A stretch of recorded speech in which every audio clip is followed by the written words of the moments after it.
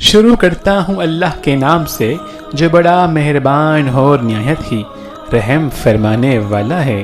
حضرت عیسیٰ علیہ السلام حصہ 2 پارٹ 2 آغوش مادر میں کلام۔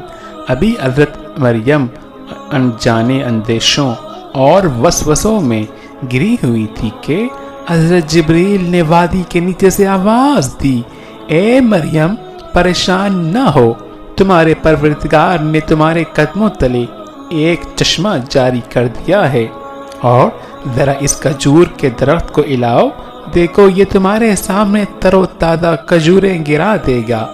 اب تمہیں اطمینان کے ساتھ یہ تازہ کھجوریں کھاؤ، چشمے کا پانی پیو اور بچے کو دیکھ کر اپنی آنکھیں ٹھنڈی کرو، اور اگر تمہیں کوئی انسان نظر پڑ جائے تو اشارے سے کہہ دینا کہ میں نے روزہ رکھا ہوا ہے، میں آج کسی شخص سے بات نہیں کر سکتی۔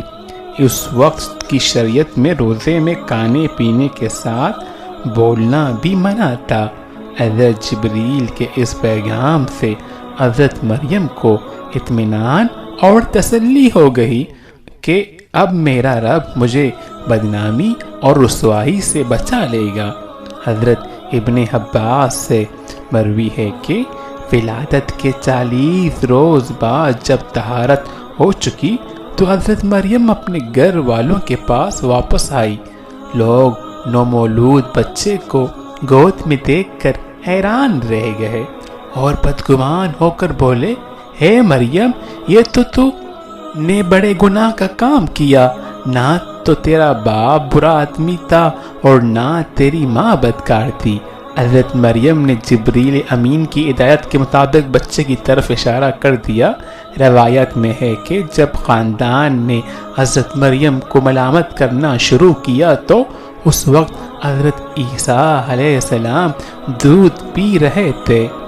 جب انہوں نے لوگوں کی ملامت بھری باتیں سنی تو دودھ پینا چھوڑ دیا اور اپنی بائیں کروٹ پر سہارا لے کر ان کی جانب متوجہ ہوئے اور انگشت شہادت سے اشارہ کرتے ہوئے فرمایا، انی عبداللہ، یعنی میں اللہ کا بندہ ہوں، اور پھر اللہ کی طرف سے نبوت اور کتاب ملنے کی خبر دی۔ اس کے بعد فرمایا، اللہ نے مجھے نماز اور زکوٰۃ کا پابند بنایا، اور جب تک میں زندہ ہوں مجھے اپنی والدہ کا حق ادا کرنے والا بنایا، اور مجھ کو سرکش اور بدبخت نہیں بنایا، اور اللہ کی سلامتی ہے مجھ پر جب میں پیدا ہوا، جب میں مروں گا اور جب دوبارہ زندہ کر کے اٹھایا جاؤں گا۔ سورہ مریم۔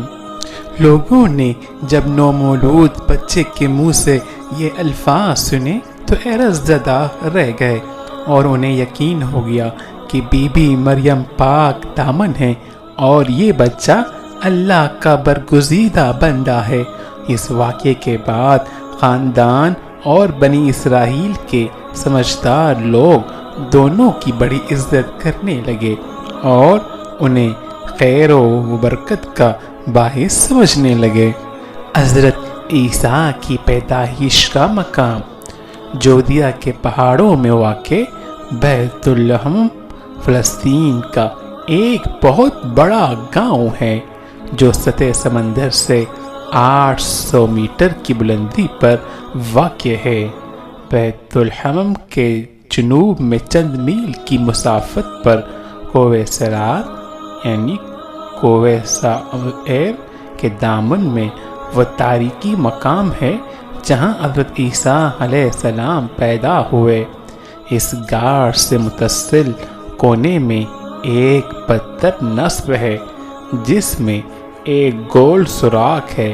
بتایا جاتا ہے کہ اس جگہ کھجور کا درخت تھا جس کے متعلق قرآن مجید میں ذکر ہے کہ اے مریم اسے ہلاؤ تو کھجوریں گریں گی۔ نشانات عرض قرآن۔